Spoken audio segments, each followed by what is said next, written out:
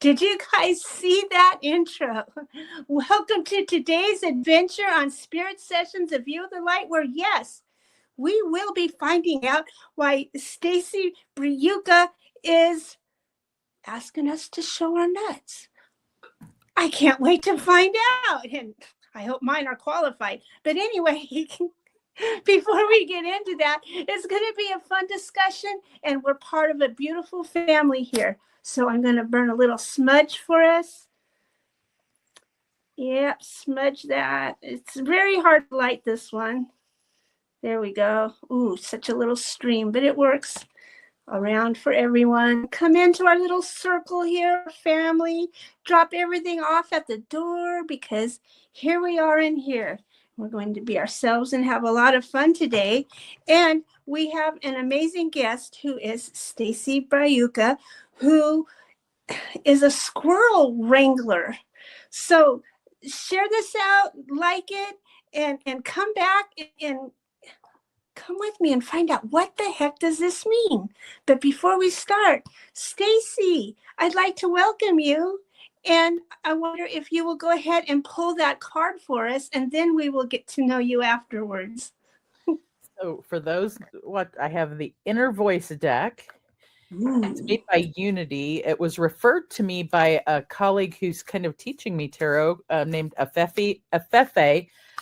She's touched by tarot and beyond on YouTube, and she's oh, there goes the cards. They're already popping out. I'm gonna there's 3 of them. So pick one of the. I like, the middle one. The middle one? Yeah. All right, let's go with that one. It says, I am one with infinite wisdom, clarity, introspection, and solitude. Beautiful. Simple and beautiful. Mm-hmm. I love these cards because they have like they have a saying along with the other words, like this one of clarity, introspection, and solitude. Oh yeah. And being one with infinite wisdom that's where we all should be headed, right? Somehow. Right. Yeah, for sure. And so that card is for the week ahead. And so let's always remember to tune within to that inner wisdom that we have. And when you're one with it, allow it to flow and radiate it out and stuff. So how I've gotten to know you is through Jessica Dugas at the Breakthrough Show Network and the Go Brunch things that we do. And so to me, you're like a whole nother celebrity coming over here to visit our little city. You know what I mean? And stuff. And it's exciting. And the energy that you bring, it's like, I'm just going to sit back and like, what is this? This is exciting, and listen. And then you have a new show coming up this Tuesday, right? The 17th. Is that right there? Tuesday. Yeah. So what I really want to know, first of all, is what is it in your life that took you to where you are here and we're calling you the Squirrel Wrangler? How does one get to do that?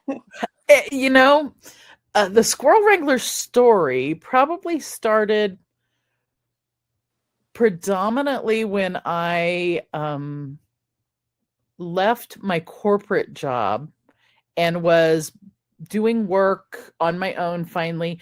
Now, I was still doing things that I did before of therapy. I'm a clinical social worker by background. I was also teaching graduate school for public health students and for social workers, Wow. Which are the 2 degrees that I have. And a couple things happened at the same time. I was involved in some entrepreneurial networking groups. Right. Who one of the gentlemen in one of the groups kept telling people, oh, the gal with the blue hair and squirrels, the gal with the blue hair and squirrels, because I would talk about, at the time, I was talking a lot about productivity, and I would talk about the squirrels, because one of my specialties has become anxiety and productivity and stress management. But where that came from before that was actually my mentor, who I actually lost last summer. Lost her to some lung cancer. Although she's with me all the time, of course. She and I were sitting at breakfast one day. She mentored me in teaching. So she was helping me learn how to teach these baby social workers better. And we were sitting at breakfast talking about things, and she was helping me learn that. And in return, I actually helped her with her anxiety about technology. Oh, neat. So we're sitting at breakfast, and all of a sudden she says, Stacy, if you are ever going to get anything done, you have got to learn how to focus more.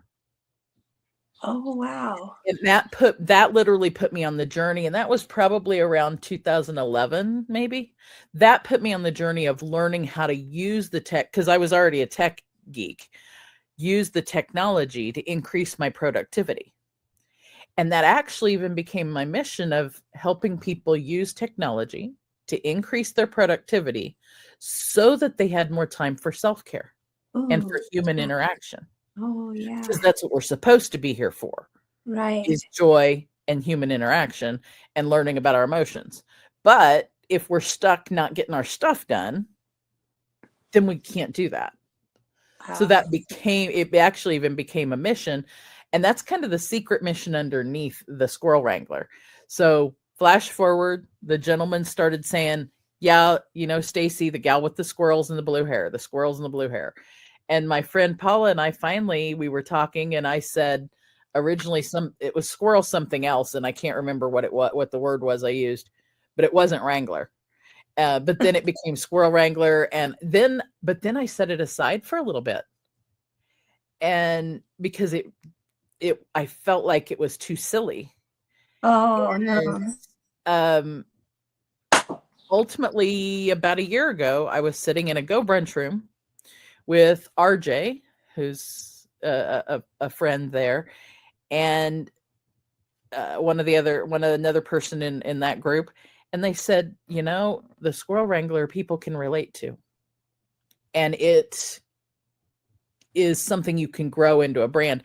And now that blossomed into storylines, and there's characters, and then all of a sudden it also then became a new live show. And that's where Show Me Your Nuts came from too. Yeah. I heard that was like an amazing session, like all your minds together. It's like, man, that had to have been some awesome sparks going on over there. Oh, that one we were laughing, and I think we were laughing until we cried.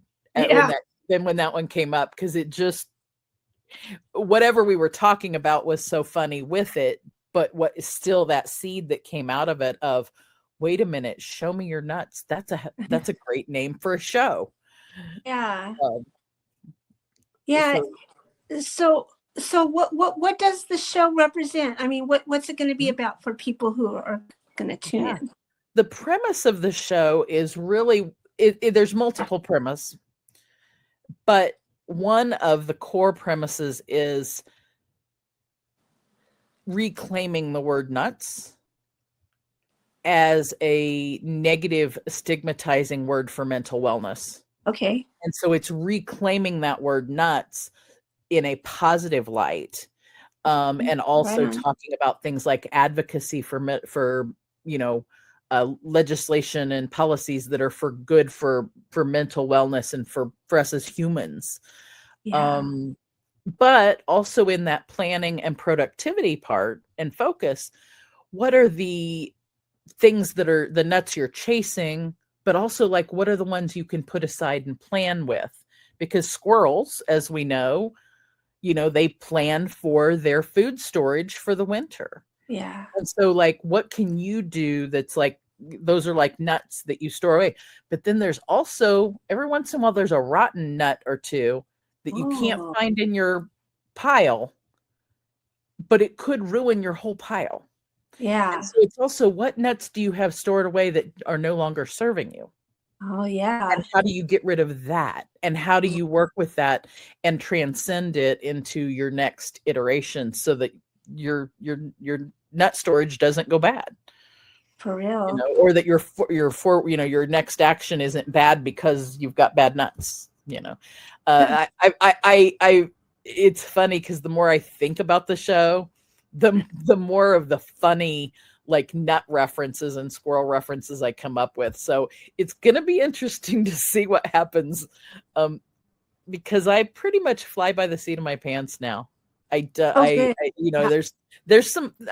Don't get me wrong. There's definitely planning involved in the show's topics, but underneath that, I want to allow myself, my guests, whatever, to just do free flow, very similar to the Spirit Sessions show. So I was so excited to like, hey, wait a minute, I can come on here early and.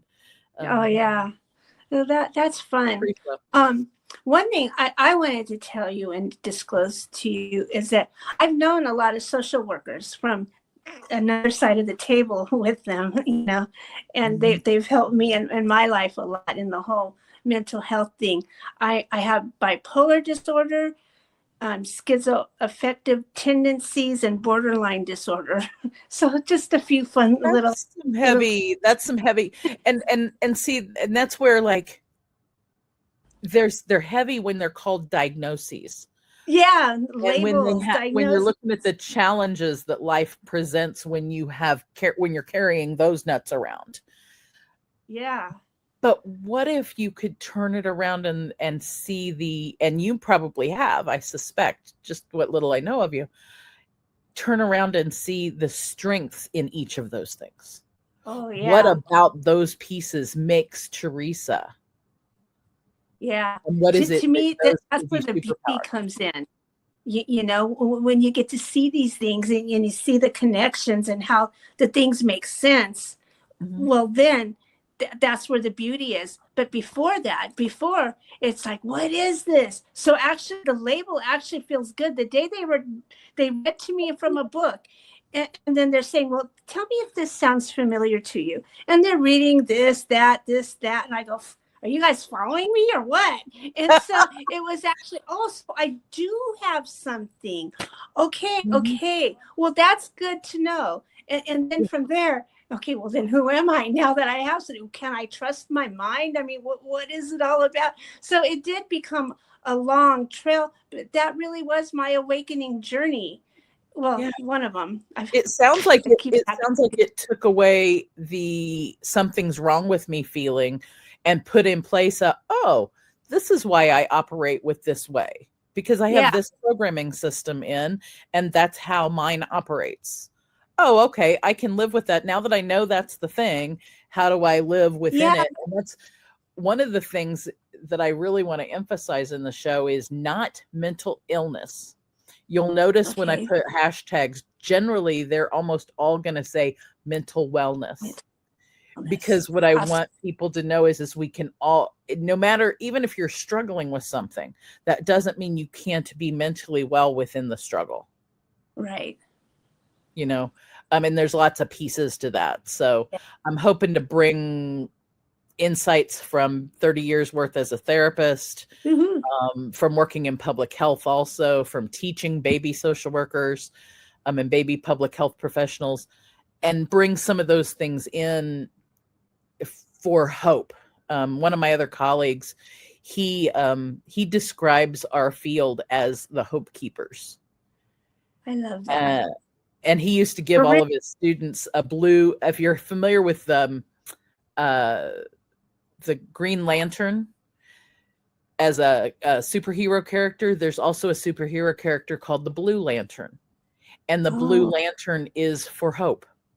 Wow. And so, and which is kind of interesting since blue is one of my kind of favored colors. I love that at the moment. Yeah, that's so cool about that. Got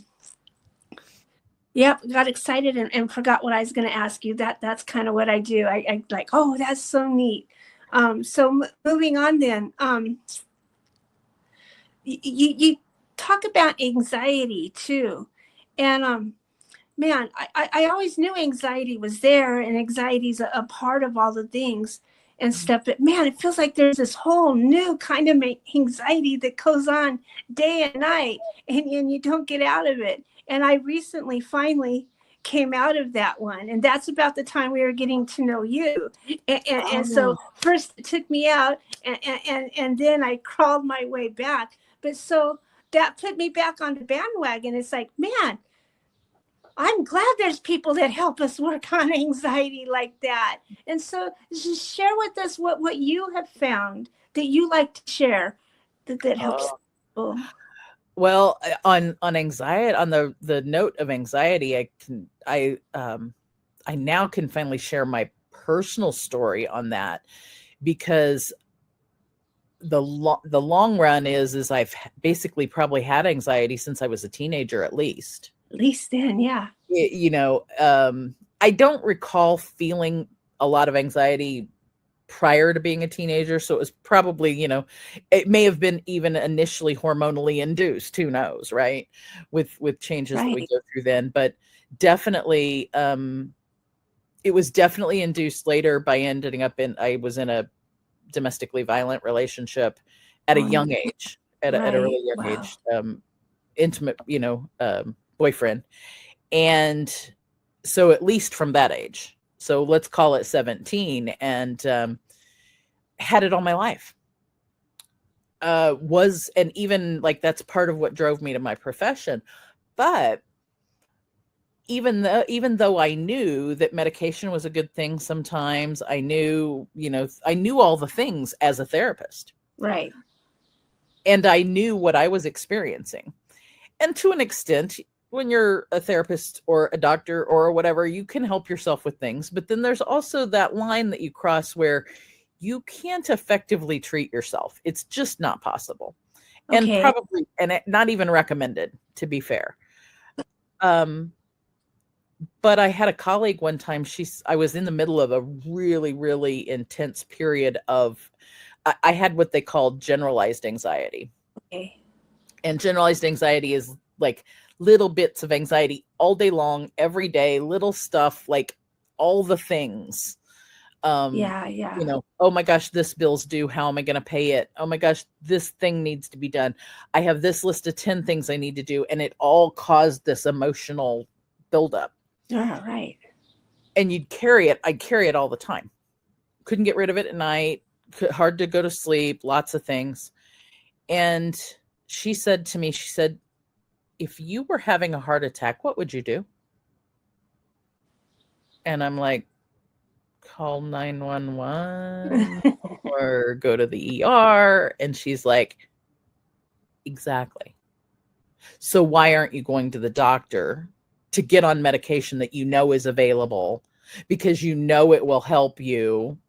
Like, I mean, she's like, all the things. Why are you not doing it? Oh. That was my first foray into taking medication. Okay. Then I actually stopped the medication for a period of time, and because I was feeling better. And people do that. It happens. Obviously, it happens to therapists as well as other people's. Stopping your medicine because you're feeling better.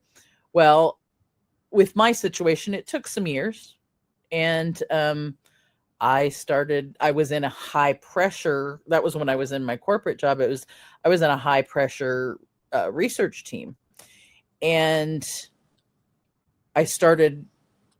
I even remember it was September of the year, and I was coming home every Wednesday, which was the day of our team meetings, and sitting on the back porch doing this. Oh, wow. That's how the level of the anxiety, right? Wow. And about the third week of that, I realized there was enough of me cognizant that's like, okay, you got to do something. So I called my doctor, got on medicine again. I started doing some particular breathing exercises and other exercises to help myself sleep at night. I also contacted a friend who's a hypnotherapist and started doing hypnotherapy with her. Oh, neat. And not realizing that years later I was going to become a hypnotherapist as well myself. But that's actually where things changed. Yeah. November 17th, 2022. I remember the date. Yeah.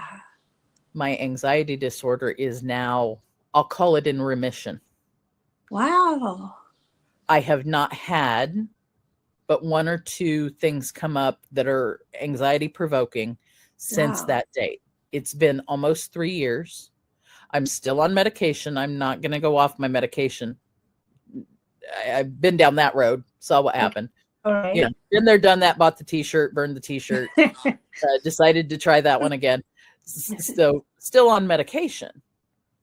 But the other day I was thinking about it and I was like, I don't even remember what it feels like to not have the anxiety. I don't remember, or to feel it. I don't remember what it feels like to have it. I don't remember what that feels like to have the anxiety all the time. Right. And it was there all the time. How can I not remember that? Right.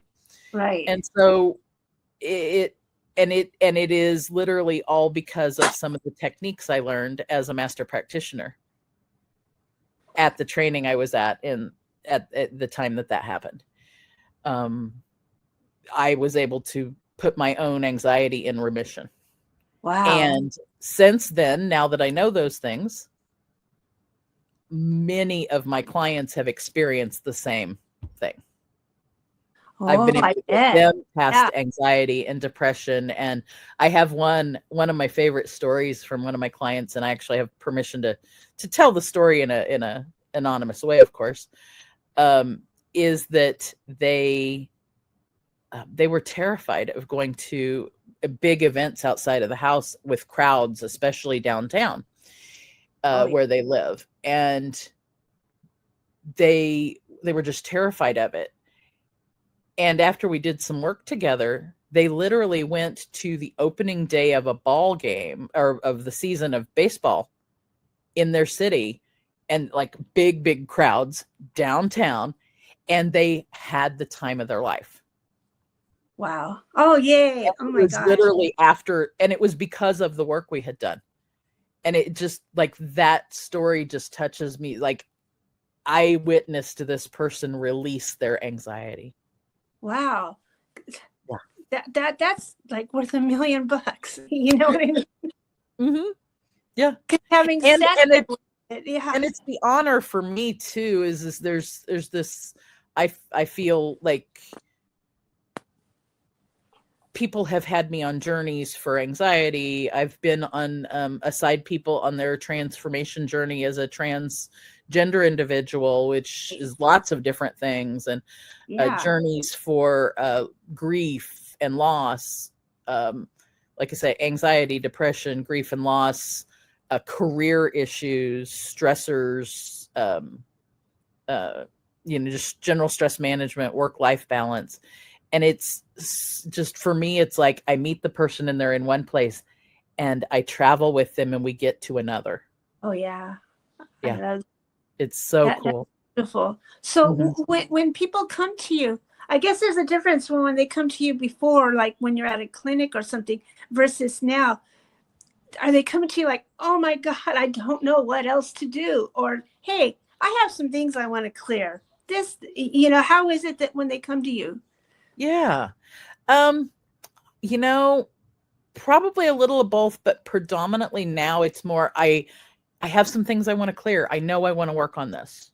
Oh, that's exciting. It's probably more of, I know this is going on and I know I want to work on it, than it is being at their wit's end. Although I will say there's a couple, probably, some that probably are like, yeah, they're already at that point where they really don't know what to do. Oh, heck yeah. I love Most that. of them, I would say, are like, they know something's going on and they know they want to work on it. Most of them. Yeah. Right on. Because that's fun. It's fun to have somebody that you can have a nice working relationship with, who's not judging you, who's not putting things in front of you that you can't even do. It's nice the way you journey with, you know what I mean? I like that. Well, and that actually brings up a core piece of the Squirrel Wrangler and of Stacy. And it's literally, as a social worker, one of the core things we learn in social work, like probably like one of the earliest things we learn, is a concept called start where the client is. Yeah. And to me, I have there's 4 There's 4 on my list, but my friend made me add 3 more, and it was 7 of the rules of social work. And to me, the first rule, it's always the first rule. It's where I come back to every time I work with a client. Yeah. Every time is start where they are. So Monday, I do therapy sessions all day on Monday. I'm going to start where each of those clients are that day on Monday. Oh, yay. Not where I left them the previous Monday. Not Yeah. where I knew they might have been on Thursday, Friday, or 2 a.m. on Saturday, but where they're at right that moment. Because if I don't start with where they're at right that moment, it's not going to help them. You're right. I have to start where they are. That's the most important part to me of what I do. And I transition that over into I transition that over not only into what I do with each client, but when I do group work, you start where the group is. You also, like, when I have a coffee every Thursday morning, I start where where those people in coffee are. Yeah. And I can already see myself doing that with the show. Oh, yay. Okay. It's probably going off script of where the show is supposed to go, but going where my audience leads me. Yeah. Oh, Because that's to going to be me, so that's the sweet. important part, is starting where they're at. Right. So you might see me go off script. Hey, I'm all for that. No, that's But there's a reason behind it. If I do go off script, there's a reason behind it. It's not just to follow the squirrels. It literally is to yeah. I see it as more intuitive. Like, be in the space of following following where the people who are asking me for guidance and help follow where they're asking for the thing. Yeah, that's so amazing. And so needed. I wanted to run by some things that I've been told in therapy, because for one, it's so important to find the right therapist. And if you got to search, well, therapy or even the social workers, the same, finding the right ones that match with you. And this is why I'm so excited about what you do. But one thing I've heard, and is it true? Okay. Once we're an addict, we're always an addict, even if we, or what they called it was dirty. You're still dirty, even if you go the next 50 years without ever touching a substance or whatever it was you're addicted to. You're still dirty. And my issue was, why do we have to consider and feel our, because it was a whole group, so I was trying to represent all of us. Why do we have to feel that we're dirty? Sure, we're all trying to get from here to there, but why is it that we have to feel that we're dirty, and that's what we have to sit here and accept? And so I didn't feel that therapy was so good for me there.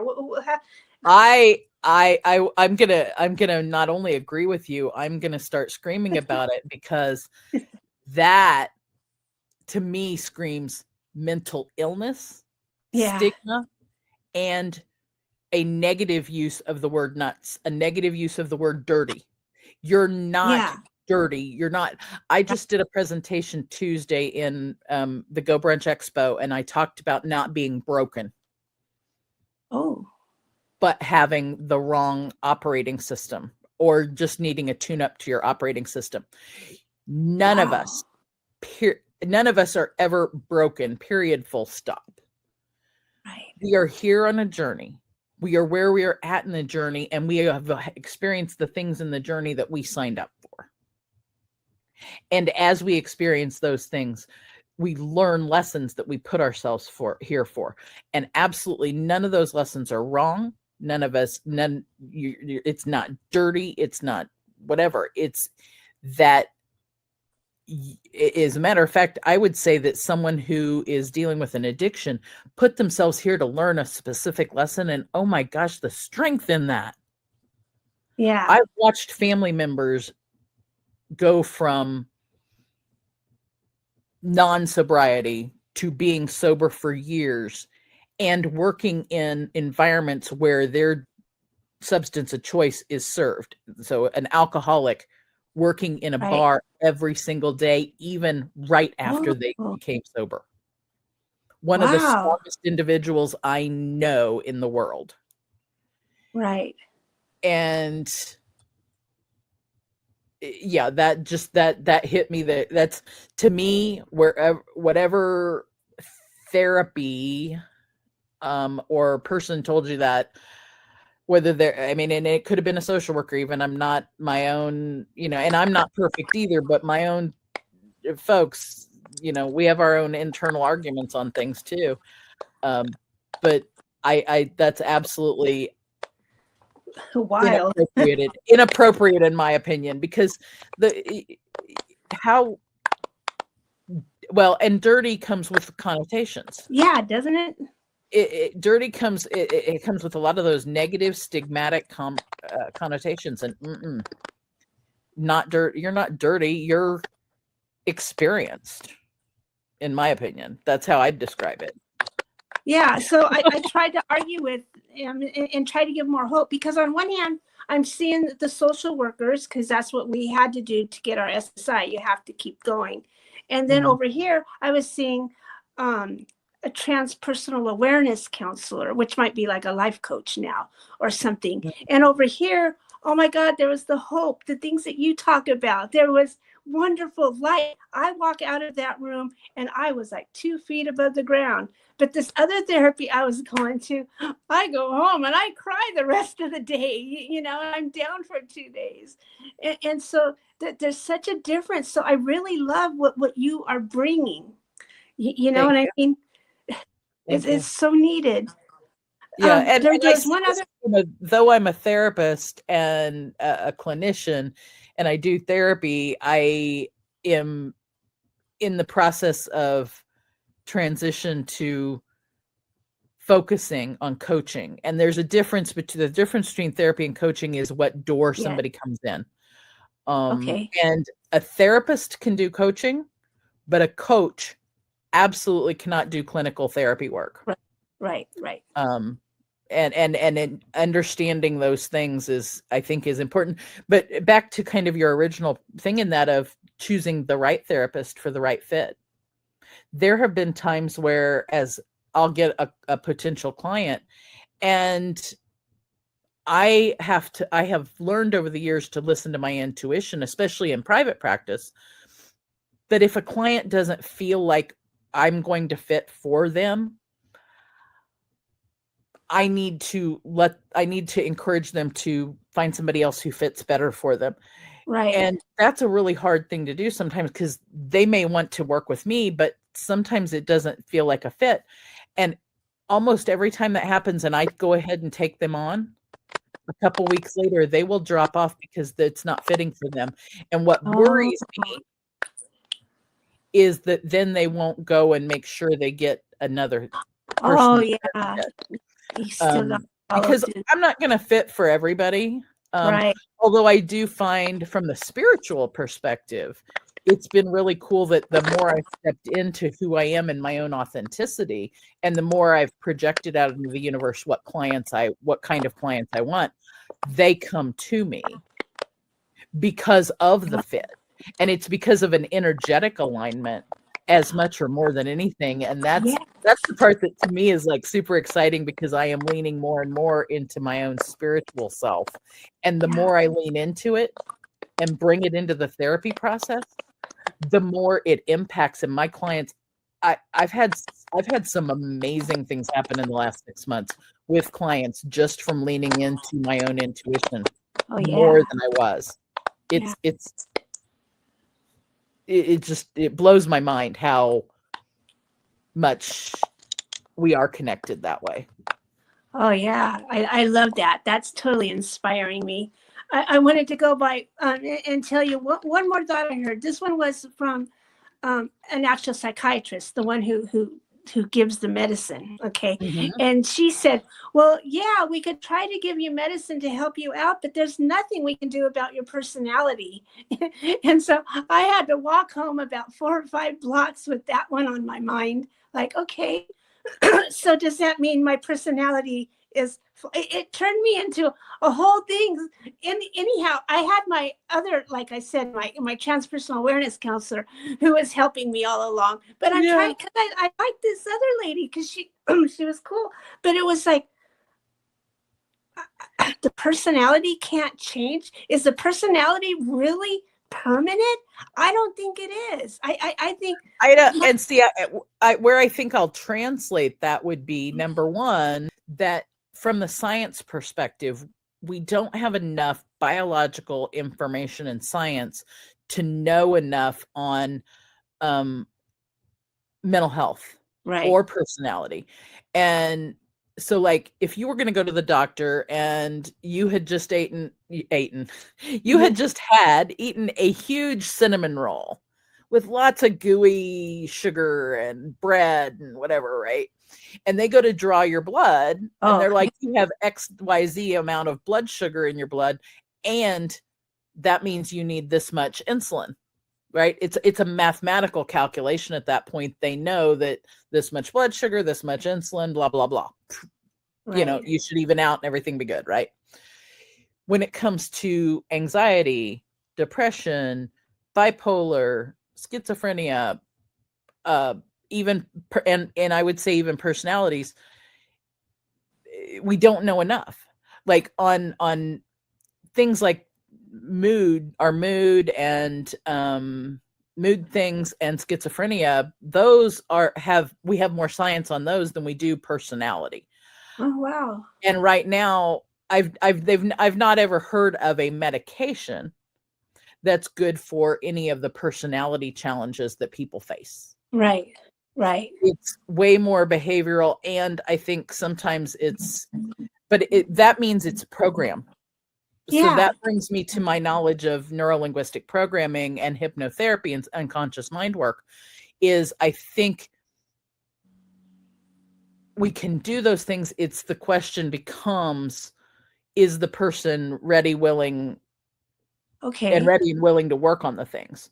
Because in order to do what I do now, I guide the person to be at a point where they're ready to take responsibility for, I'll call it responsibility for your own shit. Yeah. You have to be in that place first before you can do anything else. And then after that, then we start working on the things. And I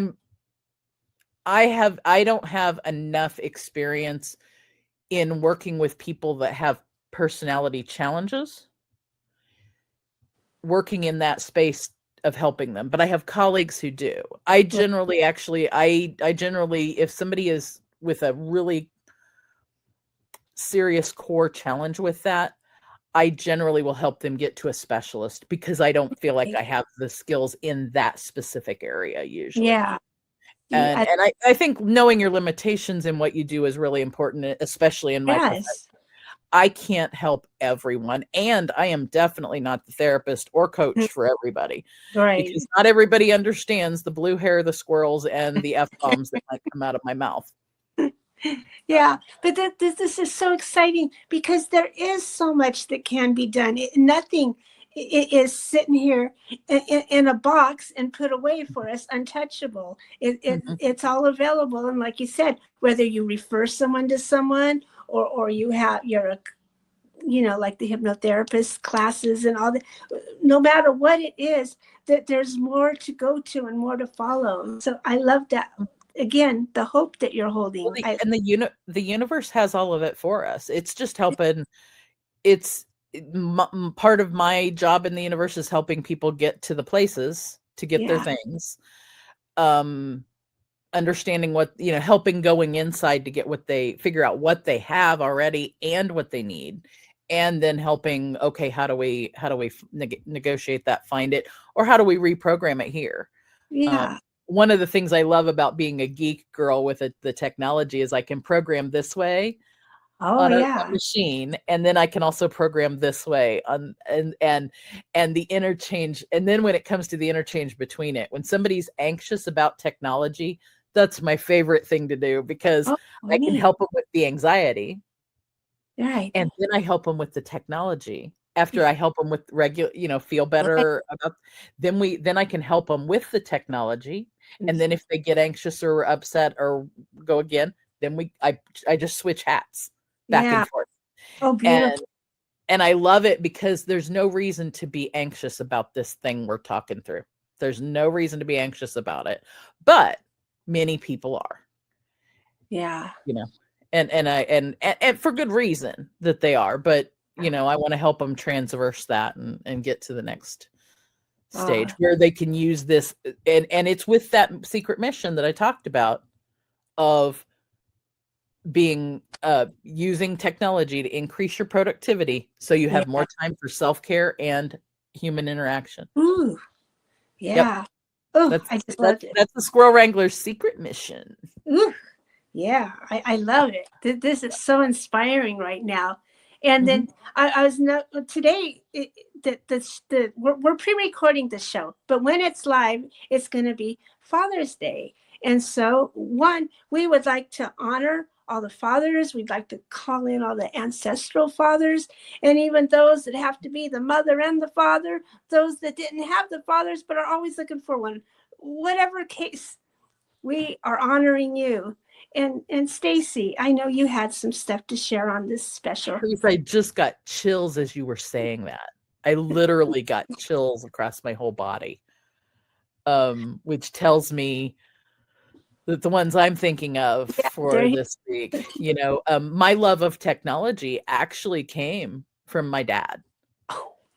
Awesome. My first computer when I was in 5th grade was because he liked that, and this is a mock-up representation of it. It was a Commodore 64 computer. Oh yeah. And it was because he loved that idea. And if he passed when he was 48 years old. I was 28. It was 28 years ago. So I have now spent half of my life without him and half with him. Wow. Which has kind of been an interesting introspective journey as it is.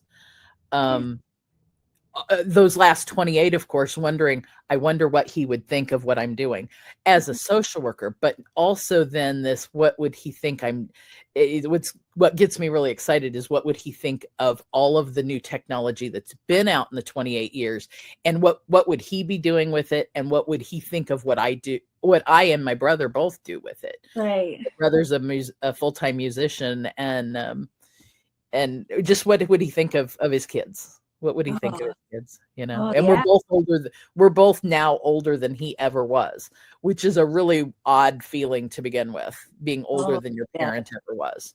Oh, wow. Yeah. So, but I could feel him. And then I have a couple of kind of adopted type dads that I'm also thinking of today that gave me some other gifts. One of them gave me helped me start my journey in my spirituality. And he was more of a quiet guy, but he would giggle up a native guy, and you know, everybody'd say, "Oh, he's so stoic," and they didn't know that underneath that, when he would giggle, oh my gosh, his giggle was infectious. It was quiet, it was infectious, and so if he heard the name of my show of Show Me Your Nuts. Yeah. Actually, both he and my biological dad, both of them would probably be laughing they are laughing their butt off. So I just know they're laughing about it. So. Oh my gosh, I love that. Yeah, I love that. Now that I feel the things and I could feel the ancestors. It's funny, I still argue with my grandmother every morning when I'm measuring something, because she's like, oh, it has to be exact. And I go, no, it doesn't really matter, just close. And it actually, arguing all these years since it's happened, actually I've come to understand some things do need to be measured exact. But if you're making macaroni and cheese, it really doesn't. You know what I mean? Not be too much cheese. Not really, at all. You know, so and multiple cheeses. It was fun. I love it. In my own life, I've lost my real dad. I never met, and I lost him. Boy, I sure had feelings from that anyway, because that's kind of ending the hope. You know, now, nope, I'll never get to. But then there's always, oh, there you are in my dream. Well, hi, glad to meet you. So you know, now we got the whole other thing, and then that's super cool. Yeah.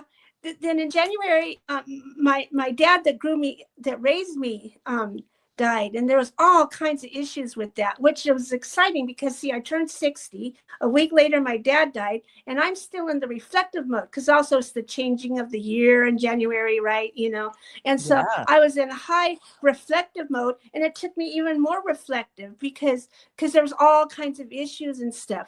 And so I was really glad. And so here we are today, and I just want to say, Dad, thank you. Thank you for all that anyway. And kind of sorry I was the way I was, but look at me now. How's that? Look at me now. I think you would love me. I, I second that discussion to them, because there are multiple things that, like, either of those dads, it's like, yeah, sorry I did that, but look at me now. And then Yeah. the other one, yeah, sorry I was that way, but look at me now. Yeah.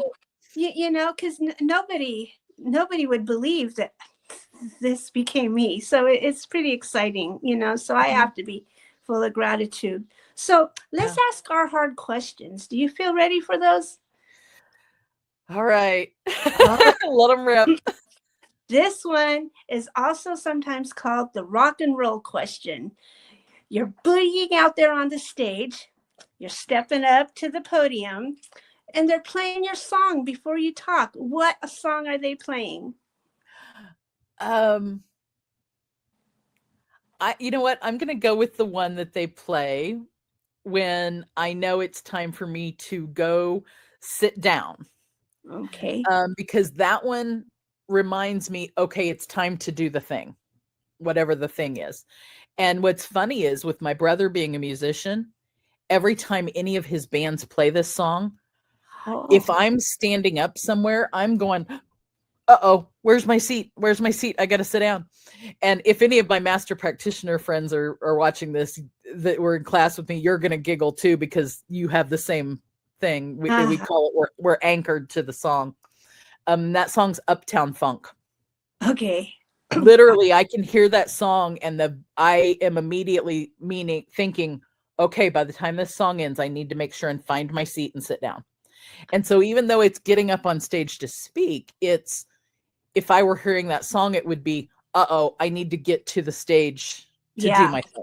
Yeah. And focus. It centers. So, thank you, Dr. Matt, for that anchor. Thank you. Second question then. Hey, we all love our gemstones. They're all so pretty, but is there any particular one that's your favorite right now? My favorite always is opal. Oh, yeah. I'm an October baby. Okay. My understanding most of my life has been that, and it was probably one of the first stones I knew of, loved, developed a affinity for. And what I always heard was that if your birthday's not in October, it's bad luck to wear opals. And so, but for those of us born in October, it's actually good luck. And my mom happens to also be a Libra and an October baby. And so that's also probably where my love of them came from, because she has some beautiful ones. And I think one of my first ones I ever got was I got a ring and a necklace right around the same time, as gifts from my parents. I think one of them gave me the ring and one gave me the necklace. And the necklace has a teeny tiny little opal in it, a little opal pendant, and then the ring has a great big teardrop opal that has just all sorts of pretty fire. They're actually not even, I have them put away.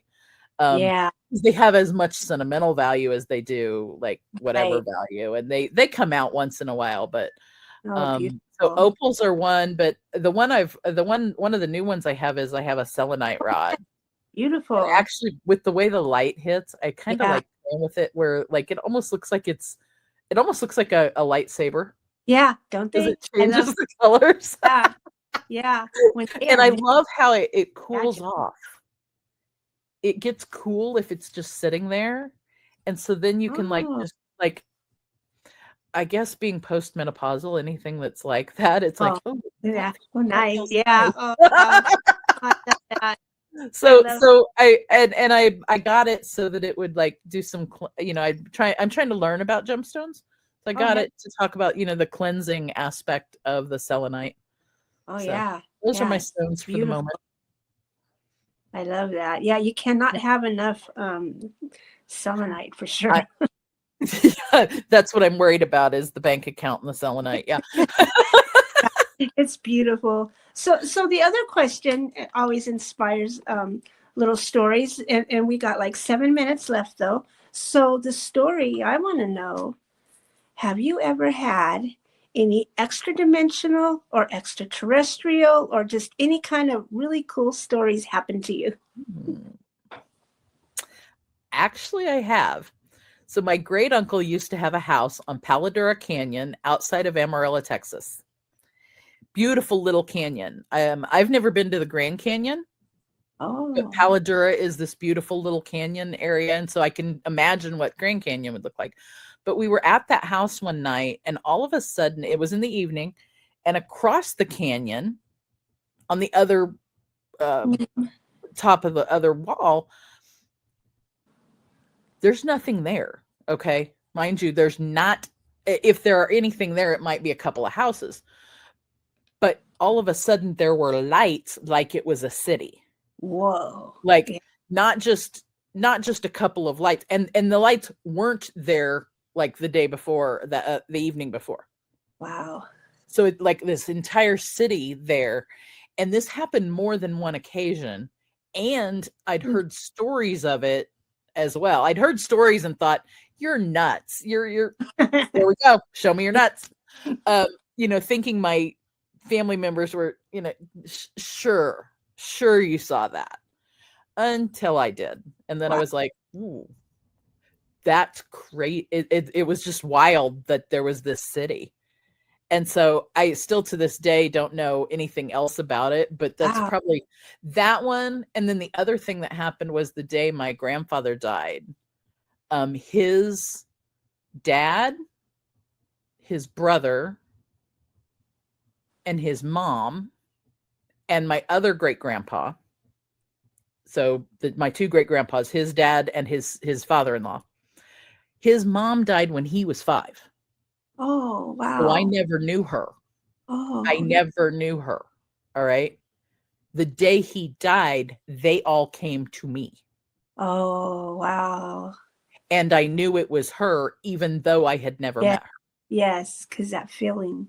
That was probably one of my, then that was in right around, I can't believe I'm blanking the year, but it was right around, I think it was 2001.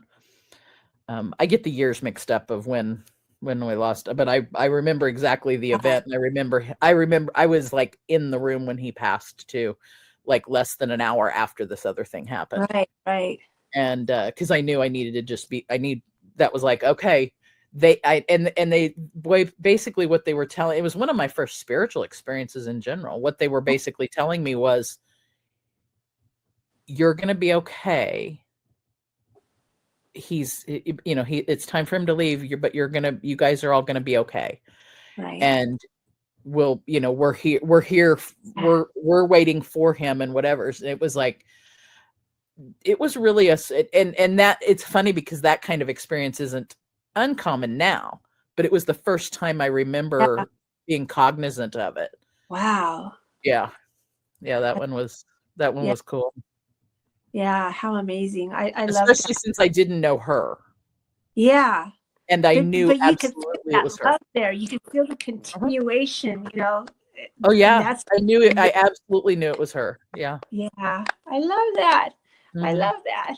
Okay, Stacy, I've had so much fun today. We will have to get you on again sometime because your family Oh, anyway. I'd love to come back again. I'd love to. So And I'd yes. love to extend my invitation that as I go through the Show Me Your Nuts Oh repertoire, that I'd like to invite you guys to come yeah. come share stories the other direction with me. Oh, we could do that. On a Yeah, we Tuesday. got stories. That'll be fun. You That'll got be nuts fun. to show me? I can't wait to show you my nuts. No. Oh, that should be a hashtag. I can't wait to show me. I can't wait to show you my nuts. Yeah, yeah, that'll be fun. That will be fun. Okay, so yeah, here's what I want you to do next. As we go out, I want you to go ahead, tell everybody where to reach you, where to find you, and remind them what day your show's going to be. Don't forget this, guys. All right. Well, I'll do a official introduction as a exit. My name is Stacy Braiuca. I'm known as the Squirrel Wrangler, and I guide humans to wrangle their inner squirrels of negative emotions, limiting beliefs, and self-doubt so that they can live in peace and in joy. And my new show, Show Me Your Nuts, is premiering on the Breakthrough Show Network on Tuesday morning at 10 a.m. Eastern, 9 Central, 8 Mountain, 7 Pacific. And you can find it at showmeyournuts.online. And if you really want to have some interesting time, go to watch.showmeyournuts.live, and you can watch the show from inside of a Go Brunch room with other people. Oh, that's what that does. If the technology, I've tested it, it's supposed to work. It should work. But you can help me test it and make sure that it works, and watch the show live with other folks. And yeah, I'm excited. I don't know what it's going to bring. But it's going to be fun. It's definitely going to be fun. It'll be this coming Tuesday, June 17th. Yes, it's going to be a nut revolution. I tell you, I'm going to love it. A nutty revolution. Yeah. So thank you. And we'll see you all again soon. And take care of yourselves. Bye-bye.